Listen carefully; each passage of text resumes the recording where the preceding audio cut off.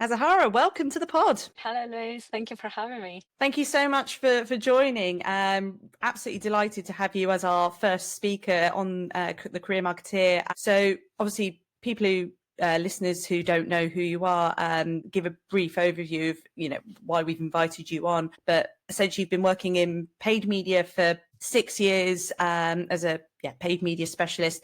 But what I would almost say is you're almost more well known for is your public speaking. So you've been a public speaker for the last 3 years, and 2 years of those have been quite heavily focused on your passion and your advocacy for AI. But to give our listeners a quick overview of the kind of the scale of events you've spoken at, so Brighton SEO, several times, including the main stage, which I've seen you speak at, Digital Marketing Conference Europe, which was quite recently, and the International Social Summit, and soon you're speaking at the Marketeer. So lots of big stages there that you've covered. So really excited to get a bit of an understanding of where that interest for speaking came from. So I think, does that cover your introduction of who you are and what you're about? Yeah, very good, Louise. Yeah, very good. Yeah, lots of talks. It hasn't been that many years that I'm been on public speaking, but I'm very grateful that I've been doing well and I'm been in important stages, like you mentioned, especially talking about AI. So yeah, very good.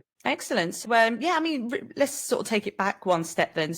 As mentioned, before you got into on the stage, as it were, you started your career in paid marketing. Just give us a bit of an overview of how did that journey start? When did you realize that paid media was the kind of area you wanted to specialize in? So it's kind of like a little bit of luck, I will say. I started in marketing quite late. I am originally a journalist. So I studied journalism back in Spain. And then as soon as I finished my degree, I came to the UK and I was working in hospitality for many years. And then I was tired of working in hospitality, like probably a lot of people in hospitality understand. So I came back to uni and I studied marketing. And then I got my first job as a marketing assistant. And, when you're a marketing assistant, you do a little bit of everything. But precisely because I was doing a little bit of everything, the company I was working for, they kind of like needed someone to do Facebook, that new thing called Facebook ads back in the day. So they gave it to the newbie and they were like, there you go, you can run some Facebook ads and see if like you can get some results. And very quickly, because it was the times where Meta was really, really good for especially e-commerce brands, it became the third most important channel for the company and the one that was driving more revenue. So that's how suddenly I found myself being a Facebook, a Meta social ads expertise. And then knowing that I started focusing on it,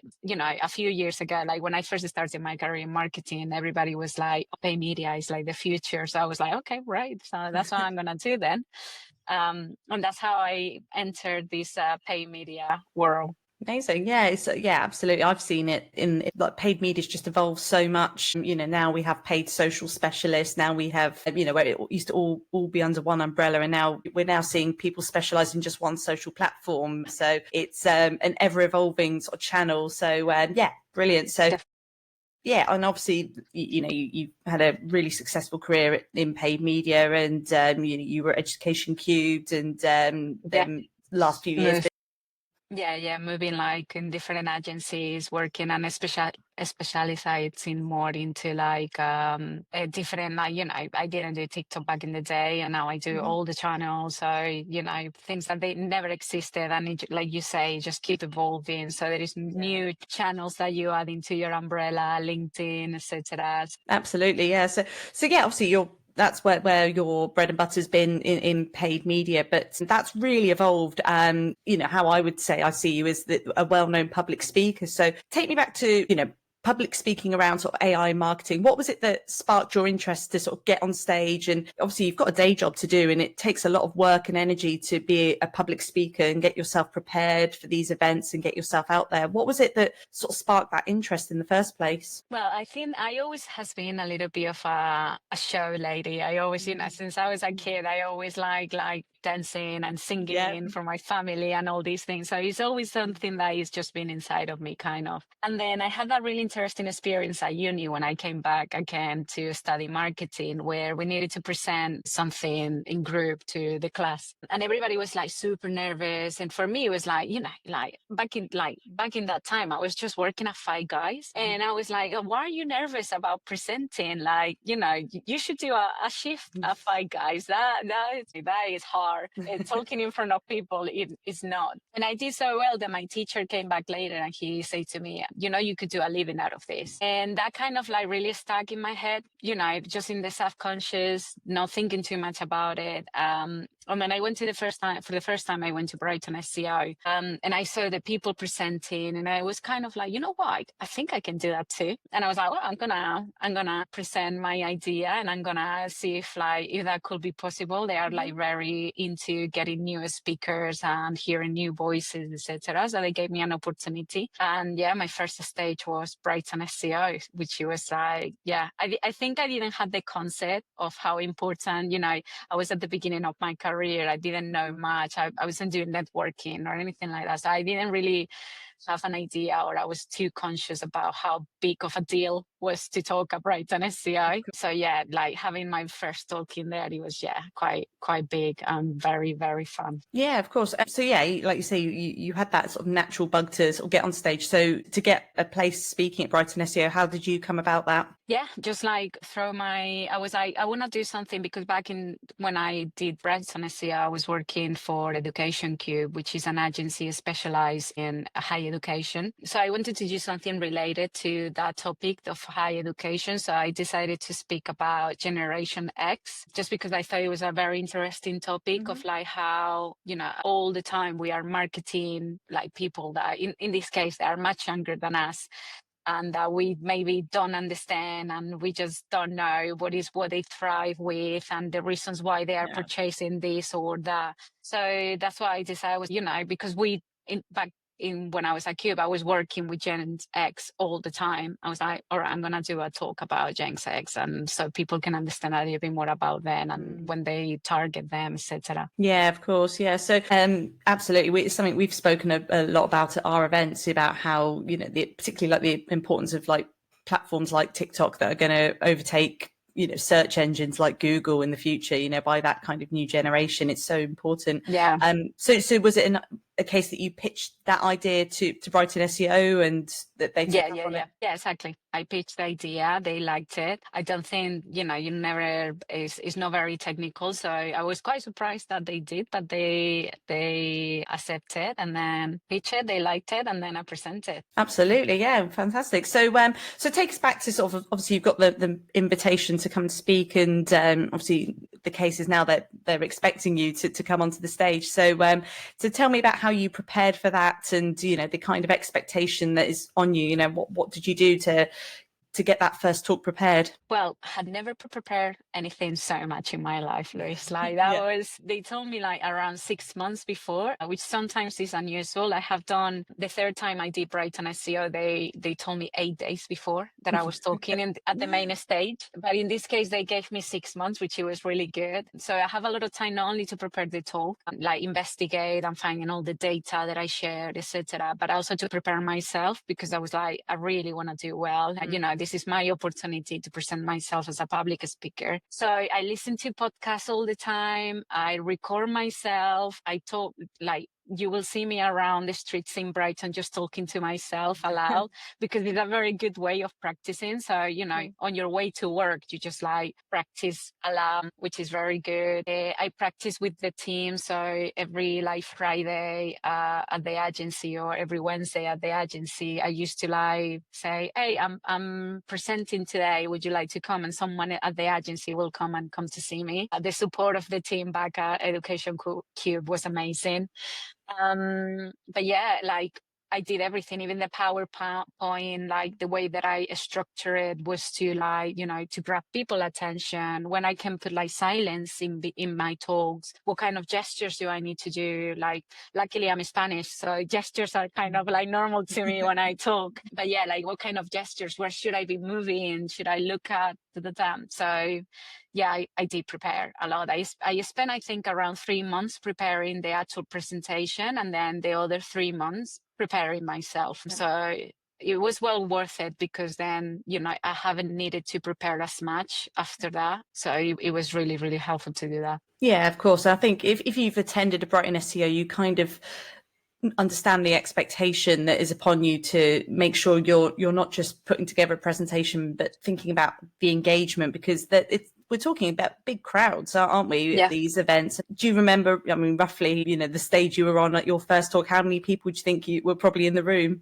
I think so. I was in auditorium 2, which is one, like the second biggest one. And I will say there was at least like 400, 500 people in that room. So, sounds about right for auditorium 2. Yeah, absolutely. Obviously, since then you've progressed on to be invited back as a main stage speaker, and I mean we're talking into the thousands there for sure that you've spoken to. I mean, how was that sort of going from obviously presenting with an idea which was then chosen, to then actually being asked back, not just to do a talk but to be on the main stage? How was that? That was great. I really liked it. It was very fun. I think it's like less nerve-wracking than the other ones, just because the light is really into your eyes, so you can really see who you're talking to. You can see the people at the front, but you can't really see the thousands. You only see a portion of it, which is very good in that case. And for me, it was just like a milestone. It was like, I can't believe I'm here. Like, and now every time that I come back to Brighton SEO and I'm in the main stage, I'm like,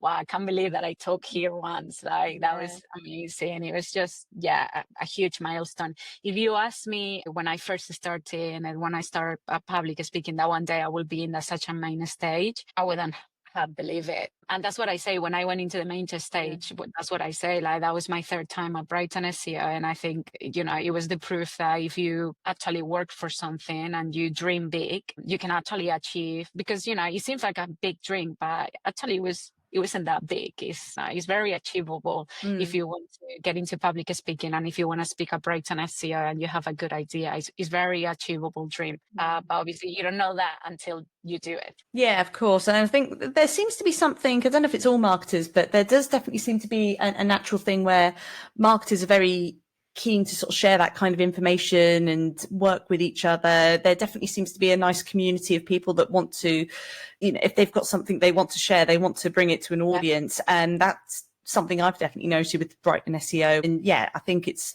like you say now, it has definitely been recognised as something that you want to aim to be on. If you can start somewhere and then build your credibility up, and then be recognized by the team there as somebody who's got the ability and to be on the main stage. And I mean, as we know, recently at the recent event, there's obviously been some controversy on some of the speakers that have been on the main stage. So, they certainly have a high caliber. And like you say, the fact that you were chosen and invited back is amazing. I mean, what was the topic you covered first time on the main stage? So that was my first time talking about AI, talking about how you should be. Wow, I can't believe that was 2 years ago already, Louise. I was talking about how you should be like looking into adding AI into your marketing strategy. So that was me 2 years ago. I was already telling you to add artificial intelligence into your marketing strategy. Yeah, that's crazy, because I saw you, it would have been September 2023. So was that the second time you were on the main stage? That was my 3rd time. So my 2nd time was April, and I was I talk about, because so before I go into artificial intelligence, I really got into metaverse. I thought that was like the next thing that it was about to happen. So I did a talk about advertising in the metaverse.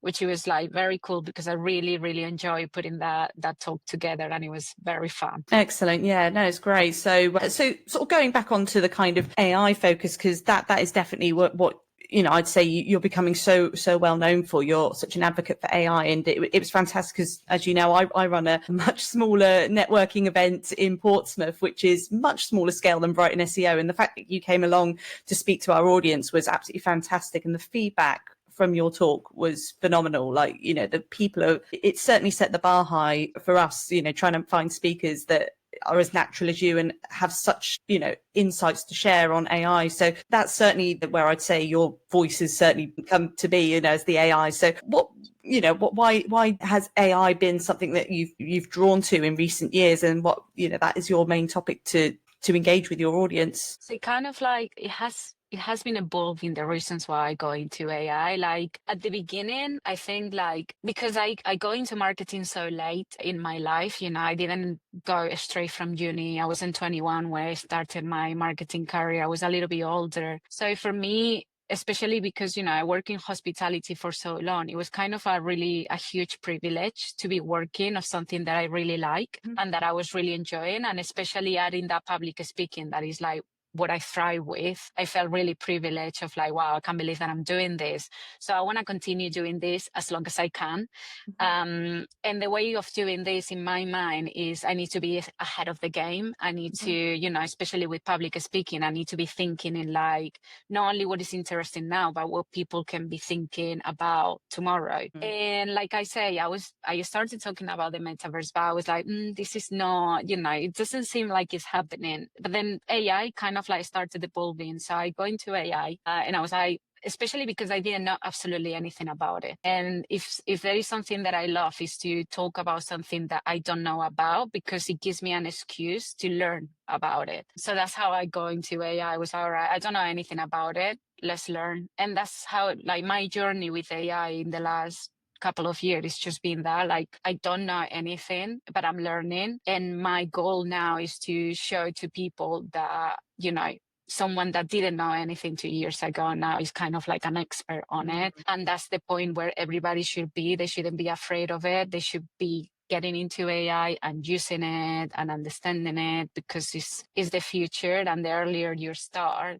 the better for everyone. So yeah, that's how it has been involving my relationship with AI. Of course. Now, I bet, and let's face it, there's still so many skeptics out there. Even at our event, I remember there were so many skeptics in the room, and your talk was obviously 20 minutes, but the Q&A went on for so long because everyone had so many questions and insights and opinions to share. How do you respond with these voices who are saying, you know, we need to be cautious of AI, you know, we can't let it take over the personal details of our lives? You know, how do you feel about that? I mean, I am the first one, you know, I'm a huge advocacy. I am a huge defender of things like, you know, we need to be careful with the data that we upload into AI in terms of like to avoid biases, for example. And we don't really know, like I was listening to a podcast the other day and they were saying about how it's a tool that is just being, you know, put out there for everyone to use, but we don't really have any regulation,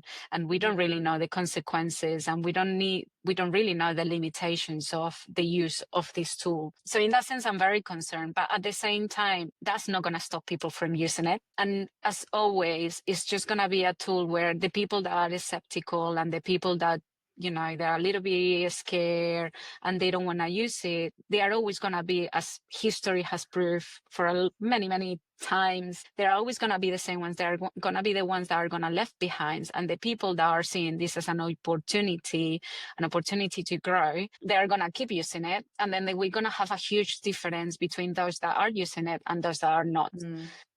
So I think it's like, what I say to people that are skeptical and they are scared and they have like reservations about using it, which also tend to be females, I will say, if your concerns on a side for now, learn how to use AI. And then when you know how to use it and you have the power to change it, then is when we can do something. But now having that, you know, the ideas and being afraid, etc., is not going to change the fact that people are going to use AI, whatever you want or not. It's like, you know, it's like social media. You may not like what social media is doing for humanity, but that doesn't mean that people are going to stop using it. Much better to know how it works. So then once that you are very understandable of the tool, let's see how we can change it. So that's what I try to promote to people, and I try to get them involved and like, come on, let's use AI, see how we can change it for better. Absolutely. The way I've always sort of thought about AI is, you know, a lot of people like to always say, oh, it's taking our jobs, it's this and that and so on. That's a big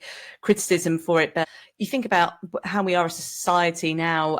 We all have a washing machine. We don't have a personal laundry maid. 100 years ago, Exactly. there would have been somebody cleaning our clothes by hand. But then, of course, the washing machine came about, and naturally, we all save time and energy. Nobody would want to be doing that. And since I've personally, I think particularly since your talk, since you came down to Portsmouth and spoke at our events, I've personally been looking at new ways I can implement AI, and it's once you have that first, when you realize the potential, you think, why have I been putting this off for so long? Why is it that I've been afraid of embracing AI? And that's definitely something that, I'm recognizing that once you get the bug, you find out ways it can really just save you hours and just help you in so many ways you didn't realize. Yeah, exactly.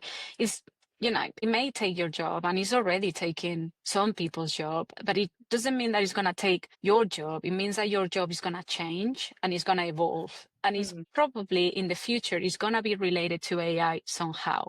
You may become a supervisor of AI at work, where you are in charge of like making sure that all the data that is uploaded into AI is accurate and is good. Or you can become a AI public speaker, for example. Like, if you asked me 5 years ago that I will be talking about AI, and AI can do my job.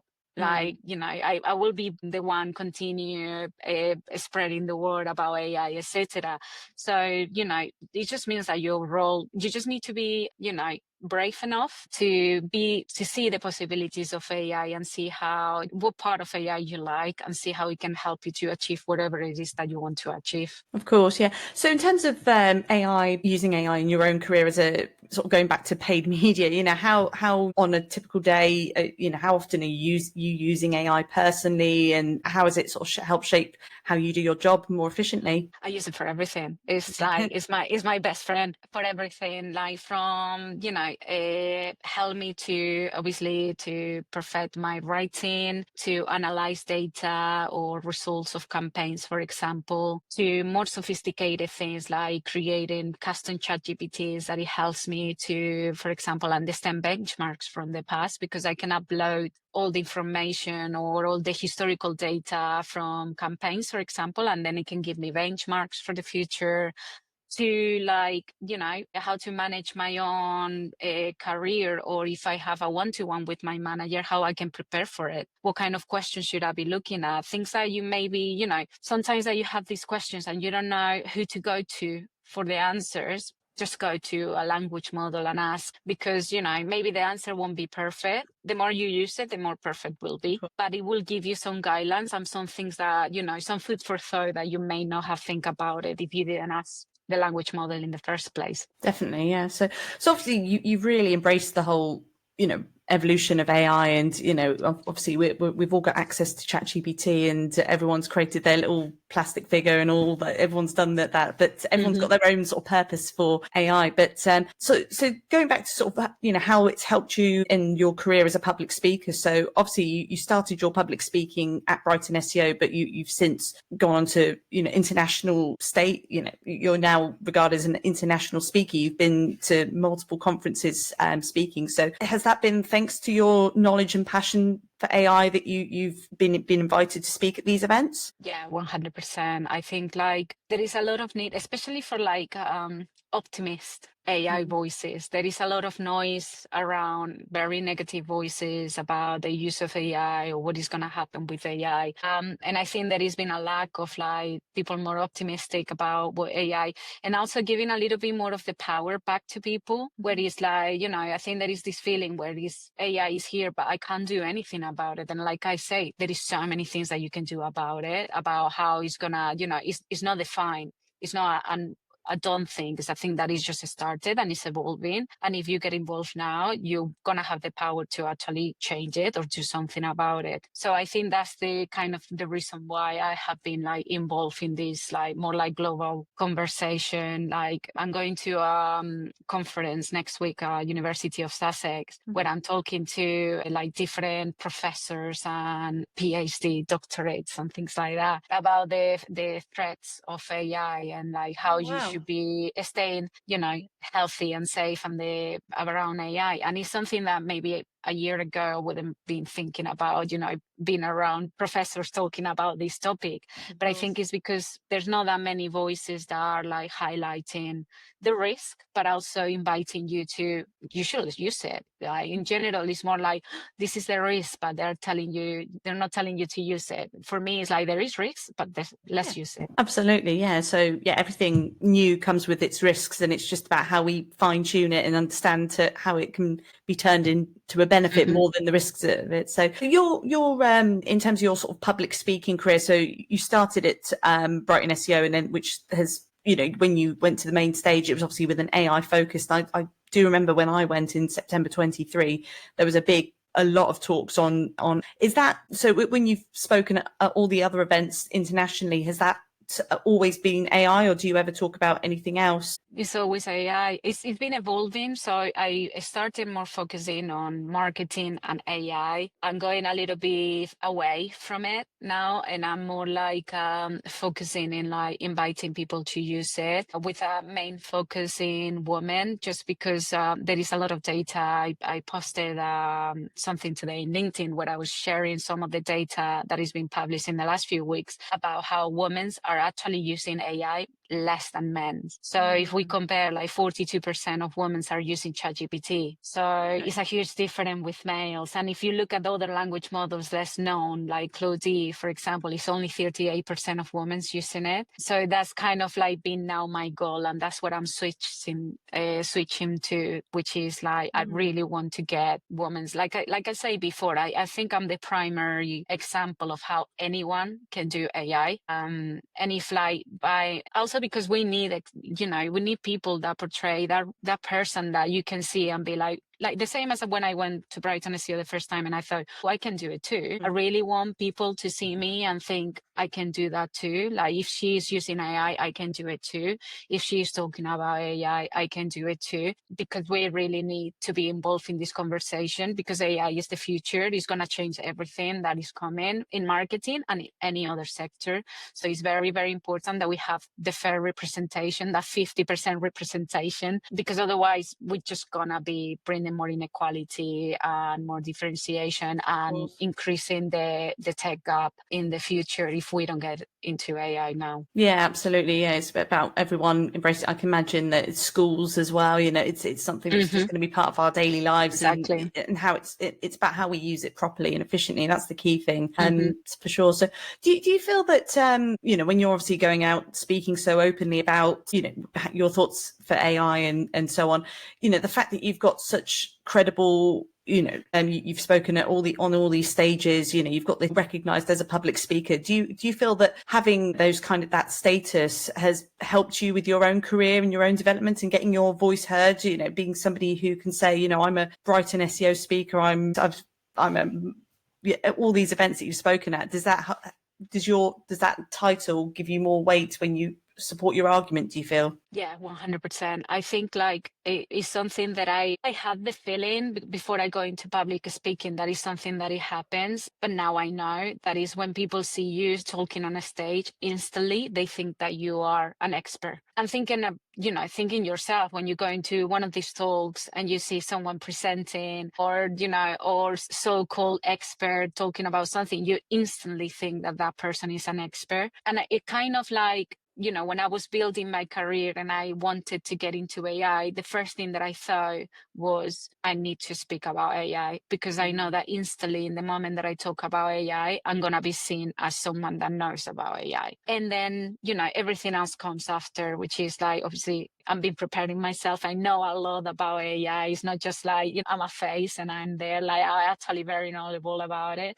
But it really helps to be in a bigger stage or in a smaller stage, because really people see you as like, okay, this person knows her craft because she's sharing it with people. So she must know what she's talking about. Of course, yeah. And I was on your website the other day, and obviously I see you've got a feature. It says, do you want me to speak at your events and so on? So, which is great, and that people can reach out to invite you along, if they think you can add value and share that voice with AI. So I guess if you've got so many credible previous events that you've spoken at, it must hold that weight. But how was it that you did come about to speak at some of these other events, like, Digital Marketing Conference Europe, International Social Summit, and Martech? We know it all started at Brighton SEO and you've been invited back, but how did you become from Brighton SEO regular speaker, main stage speaker, which is incredible as it's on its own to say that, how did it evolve from being a main stage speaker to international, being, attending all these other events worldwide? Well, just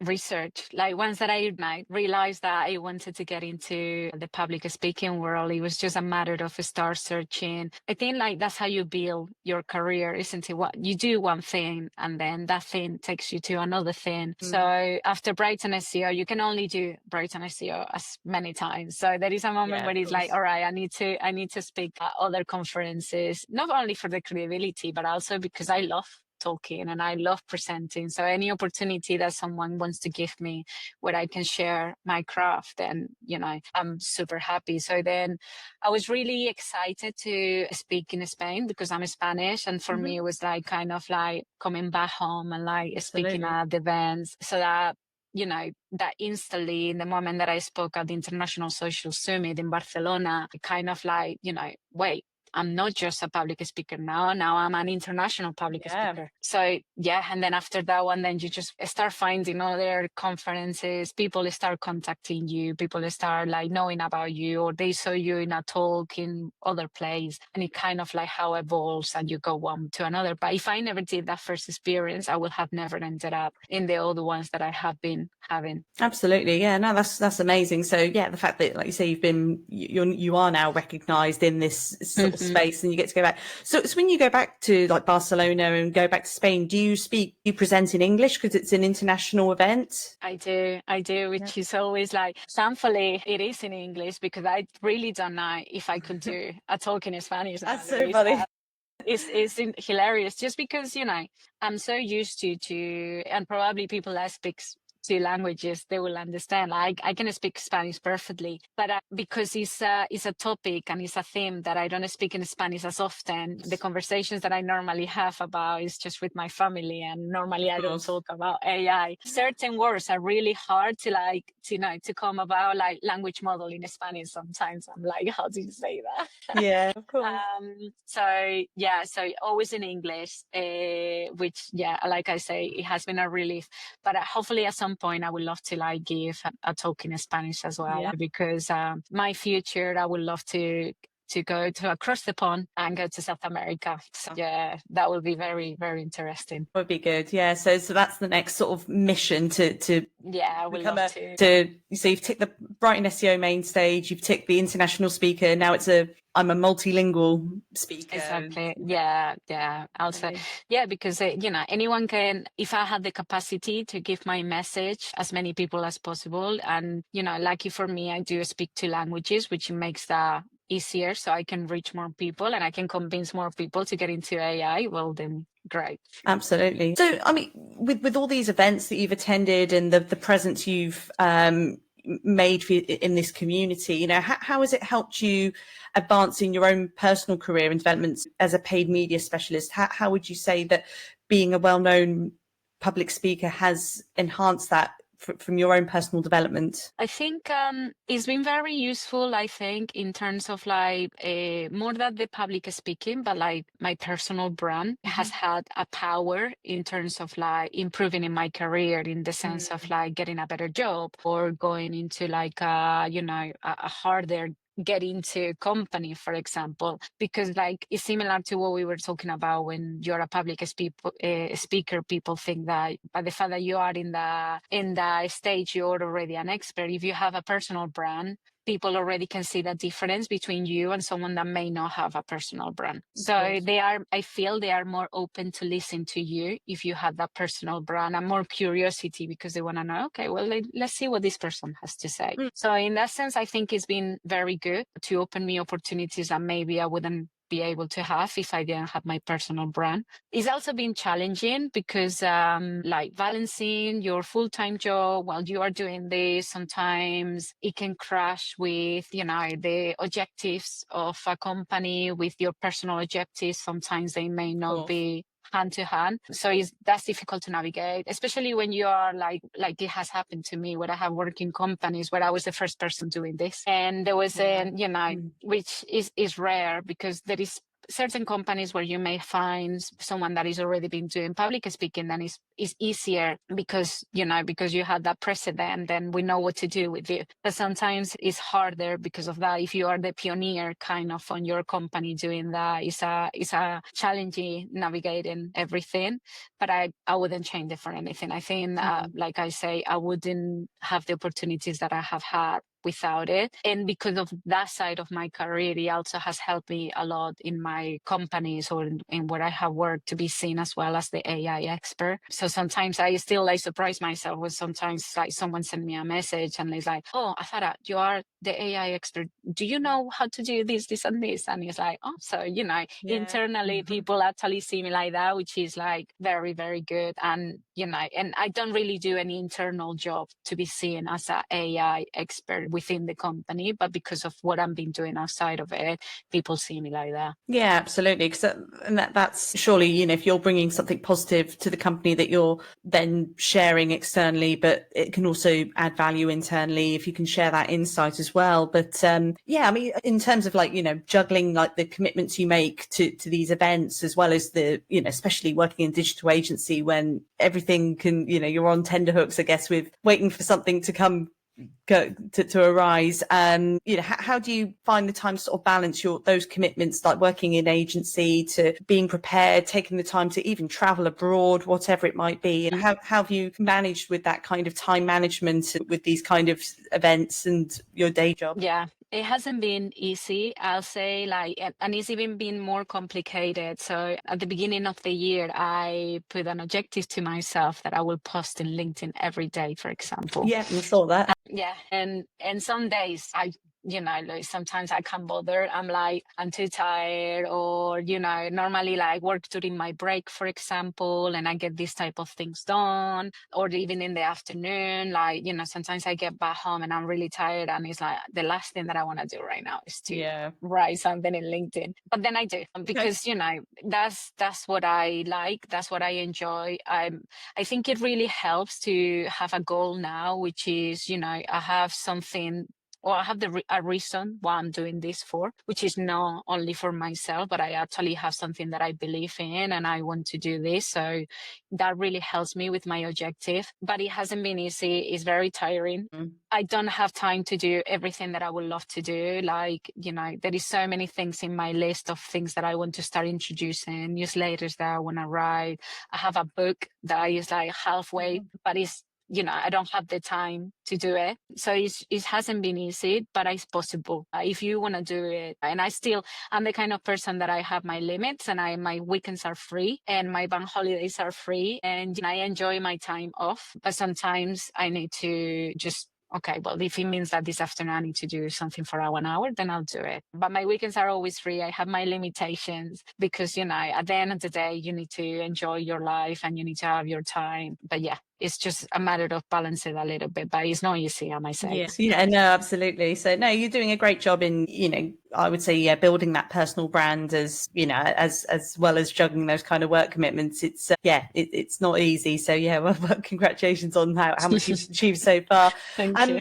I mean, in terms of, if you were to give advice to any sort of budding marketer who, felt like they had something to say, but were nervous about the idea of being visible, having criticism, as we know, LinkedIn and places like that, and even a stage, some people might feel that, have that kind of tenterhooks about, putting yourself out there. And if you're, asked a question that you don't know, or, something that you disagree with, or have a heckler, whatever it might be, there must be so many things that are going through people's mind if they're thinking, do I put myself out on there on the stage? What advice would you give to a marketer who's thinking about putting themselves forward to public speak, but has too many anxious thoughts going through their brain? What would your advice be to them? Just do it.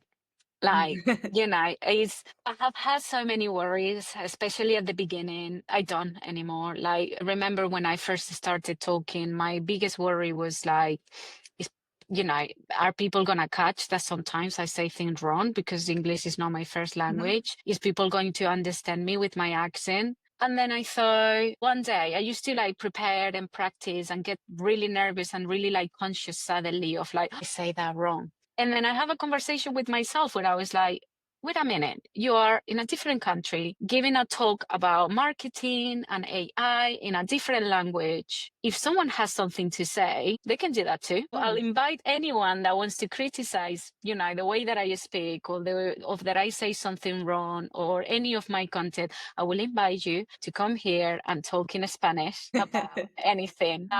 And then suddenly, I wasn't worried anymore because I might say as well that the community is great. I had never ever received a bad critique. Like it's always been the opposite. It's just been, wow, that was amazing. Thank you for saying this. Like it's always been, very grateful and very reassuring and very inspiring. So it's always been in that sense great. You're not gonna receive criticism. And if you do, who cares? That's probably not your audience anyway. It's not like when we were kids and maybe you were scared that someone will say something to you. We're adults now. And if you find someone that says something bad to you in not a nice way or in not like a positive feedback way, then that's not your audience and that's fine. It just continue, because you will always find people that will like what you do or they criticize the way that you portray yourself or say things. But you just need to continue doing it because you're not doing it for them. You're doing it for the people that are there to support you and to listen and to be inspired by whatever it is that you have to say.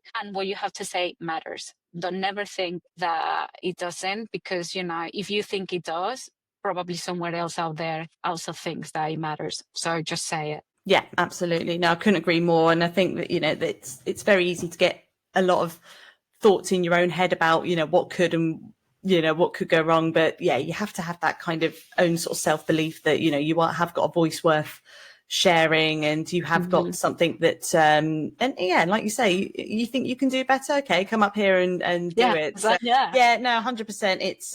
It's not an easy task at all. So, I mean, sort of, if I was sort of say, cast your mind back to, that time when, you were, you had that first talk and, obviously when you're a bit more experienced, it becomes a lot easier. But what kind of thoughts were going through your head at that first one at Brighton SEO? Was it all, like you said, were you expecting people to heckle or pick up on things? Was that in the back of your mind? I don't think I had any expectations, to be honest. I was just more like, all right, I'm gonna do this and see what happens. So I did, and then I received really good feedback. I was mentioning like a few pages that they told to me, and then I received some messages saying like, you did really well, thank you. And that was what that was like the cherry on the top. Like for me, just I didn't have any expectations because I wasn't expecting anything from it. I was like, I'm going to do this because this is my goal and I want to do this and I think it's going to be fun to do it. I wasn't really thinking in what will happen after. And then all that good feedback that came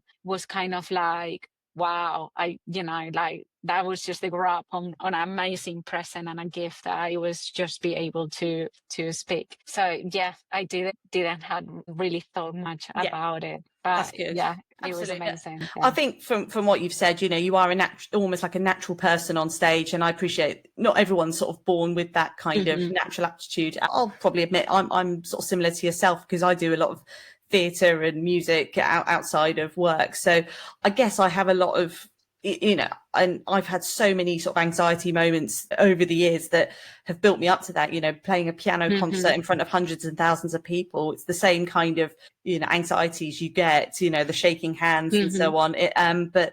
I would say the more you do it, the easier it does get. And like you say, if you practice and prepare, like you said, you practiced and prepared each one of your talks, then that will make a big difference as well to rest those concerns aside. Brilliant. I mean, I still get anxiety. Terribly. The last one, when I went to the Digital Marketing Europe in Lithuania, I wasn't expecting the room to be as big as it was. Really? It was more or less as big as the Brighton SEO stage, the main one.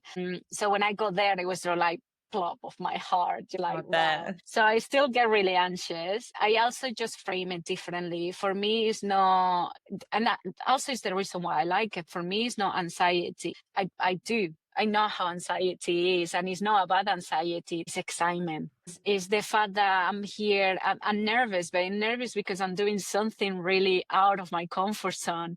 And that's so cool. Like it's the same feeling as when you are doing an extreme sport, or when you're doing Yeah. something a little bit wild. It's that kind of feeling. And you can say to yourself, wow, I'm super scared right now. Or you can say to yourself, this feeling is, and I think that you get a little bit addicted to a feeling once that you do this type of things, because it makes you really feel alive when you are in a Absolutely. stage and you're giving your talk, and you are, that doesn't mean that you're still not anxious, and my heart is racing every time that I'm still on the stage. Yeah, like what you get better is at dealing with moments of like, maybe, you become more natural. If you get blank for some reason, you just laugh, because, Yeah. we are all humans, and you get to understand that people are there to listen to what you have to say and not to judge you and not to laugh at you.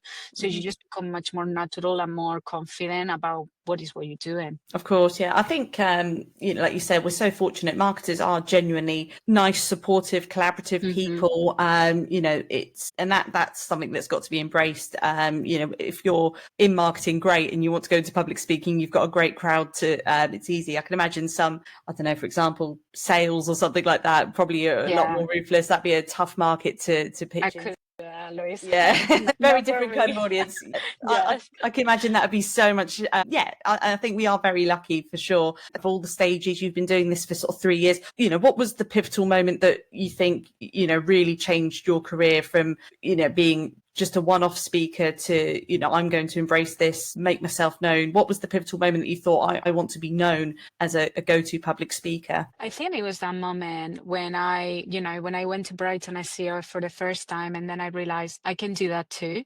And it kind of like really changed my mentality. Like, I came from, it was tough years. I moved from Spain to here, and I work in hospitality because I was really like worried that I will never find a job because my English wasn't good enough, or, that I will never be able to be a journalist because, how I'm going to write in English, for example. So I was really self-conscious about everything, really. And then kind of like, that was like a switch in mentality, where it's like I went from, I don't think I can do this, to I think I can do that too. It's not even like I can do that. I can do that too. If this person is doing it, I'm no worse or I'm no better than that person. I'm just the same. So why can't not do it?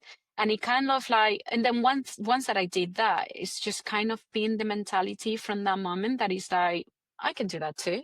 Someone has a website, I can do that too. And someone has I can do that too. I can post in LinkedIn every day, I can do that too. And now, because the more you achieve and the more you do, you realize the more you can do. And now, like, that goals are becoming bigger, to the point where I'm like, I can change the world. Well, maybe a portion of it. So why not? So I'm going for it. So I think that was the moment where I just realized, that I can do that too. And from there, it's just been a change of path and life. And I think the most important is like not to stay like, still, because anything that you do, as small as it can be, is going to bring change, and change is always going to bring you to something different and exciting. So yeah, just don't stay still, I will say. Nice. I love that. That should be the title of your autobiography. I can do that Yeah. too. I think that's good. I can do that too. I can do that too. That's a good message to, just to carry in life. That's a good thing to, if you're having that kind of dark moment or self-doubt, just plug that away. I think that's a great thing to say. So, I mean, now that obviously you've established yourself really well, and, like you say, you've just gone and, like you said, you can do it too. You've just gone out and done it. What does sort of success look like for you moving forward? I know we talked about, speaking on a multilingual stage and going to South America. That would be a big tick in the box. What would you say is, what is your definition of success moving forward? Well, it's getting bigger. My goals and my dreams are getting bigger. My idea of success now is to change the people around me. I really believe that we can change the world, but you just don't change the world. You just change some people around you, and then that people around you change the mentality of others, and then that start increasing until you change a lot of people in the world. So in my case, is I really want to get women to use AI, and I'm gonna start by convincing the ones that are around me to use AI, and hopefully them can convince the ones around them to use AI, and that way we can change the world. So that's my objective now, which seems very ambitious, but I don't think it's that ambitious. I really think that we can change things,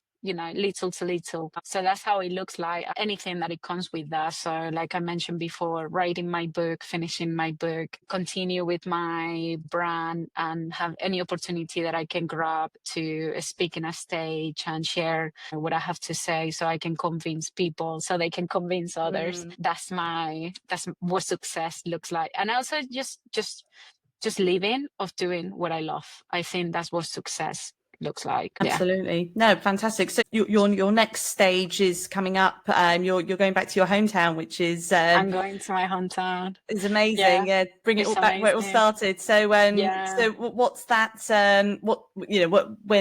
When is that? It's going to be in a few weeks. It's the end of this month. Yeah, it's the end of this month. I'm really excited. I called my dad, being like, Dad, guess what? I'm going home. And it's because I'm going to speak at the Martech, which is a huge international marketing. I'm very excited also to come back home. Spain is different to the United Kingdom. It's harder to get to that type of circles. I'm doing it from the outside. So I'm also really excited to be surrounded by Spanish marketeers and see what are they doing as well, how they see in AI. It's also Europe, which is different in terms of like legal concerns, etc. when it comes to AI. So yeah, really, really exciting. But basically the fact that I can just take the underground from my house in Spain and then go to the presentation is gonna be very, very nice. That's brilliant. Yeah, I think I think for everyone, something about coming to your home roots, and that'd be amazing to take that back there. And like you say, it's going to be a whole different kind of a range of audience that probably don't know who Azahara is. That's going to be interesting. Exactly. You are known as in the UK, so I can imagine off the back of that there'll be more the network's going to grow from there, and probably won't be the last time that you will be there. I mean, yeah. How did that one come about then? The Martech, was that one that you spoke to somebody, you had a contact, or did they approach you? So it's something that I already did last October, participate in their global talk. They have like a virtual ones. And so I participated in the EMEA part of they did like a global one, but they have APAC and etc. And then I was approached to do Madrid because of the good feedback that I got. So yeah, amazing. Very happy that people enjoyed and resonated. And then they invite me back to do it.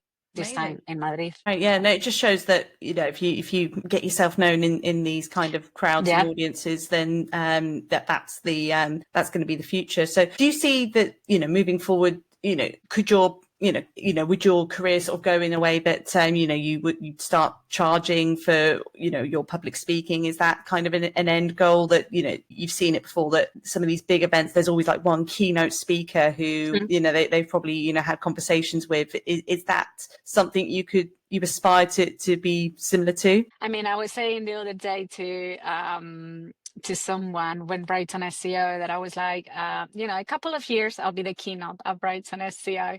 Watch me and see. Why not? Why not? Like that's that, why not?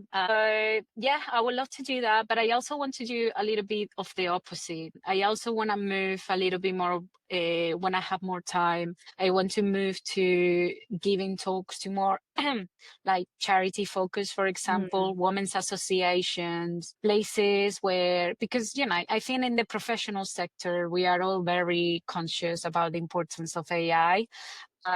And it's harder, it's less harder to convince people to get into AI, but there is a lot of communities where I think AI could bring a huge, change and a lot of support for people that may not have that support, and it can open possibilities for them that the same way that it has opened possibilities for me, that otherwise they wouldn't have. So I'm really keen to explore in the future, talks where I go to more like charity events and like associations and even schools. I would love to start focusing as well into, the younger generations, into the importance of learning AI, so I can convince all the little girls since they are little to start using AI. So that's my goal also in the future. Yeah, I love that. I think that, there's bigger dreams than the kind of corporate chasing dreams. Like you say, it sounds like it's more about the, sharing your message and helping those around you, which I love. So, yeah, that's fantastic. And,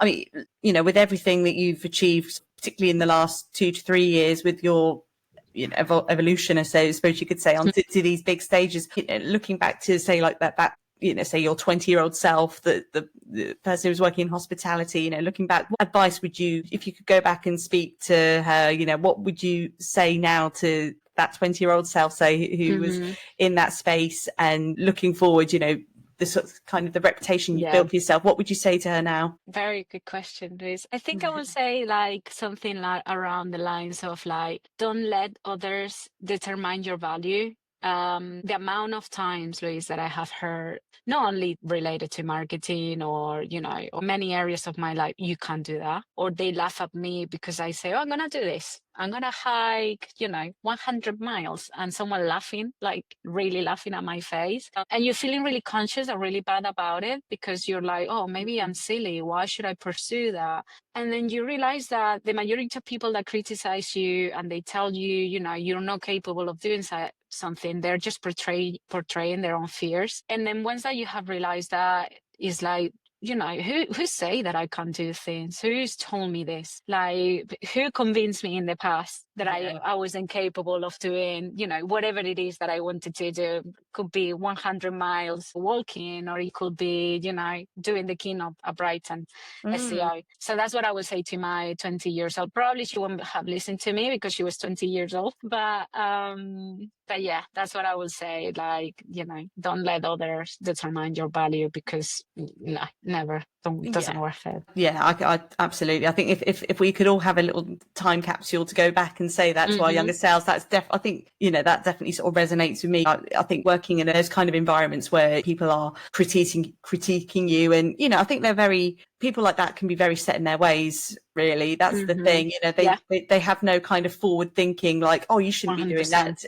No, that's how we've always done it, and that's definitely not the way to think. The fact that you're already in your heart, what your message is this is the future, let's embrace it. Not well, that's not how we've always done it. That we shouldn't be afraid of change, and we should embrace that. And if 100%. And like you say, don't listen to those people that have aren't going to appreciate that journey with you, for sure. That's definitely something I think we can all resonate with. I'll also add that being different will probably be harder, but it's also much more fun. Sticking to the same path, or sticking to the same ideas, or sticking to whatever it is that, people may think that is what it's supposed to be, probably will be easier, but also it's going to be less fun. Be different, be you, having your own ideas and pursuing them is not going to be easy, but it's a lot more fun, and is what it's supposed to be about, isn't it? We should be having fun. Absolutely. Yeah. Love that. Yeah, brilliant. Well, I think that wraps everything up, really. So, thank you so much for really sort of sharing that kind of journey you've had with us. I guess, we look forward to sort of following what comes next, really. You've got your next event in May. How long before you're the keynote speaker at Brighton SEO? Yeah, keep updated. I'll keep you updated. We'll watch this space in the future. Watch the space, yes. Well, thank you very much for having me. It's an honor to be your first speaker, and I'm sure that you will have a lot of success, because a lot of people will resonate with what people have to say. So thank you for having me, Louise. Thank you very much.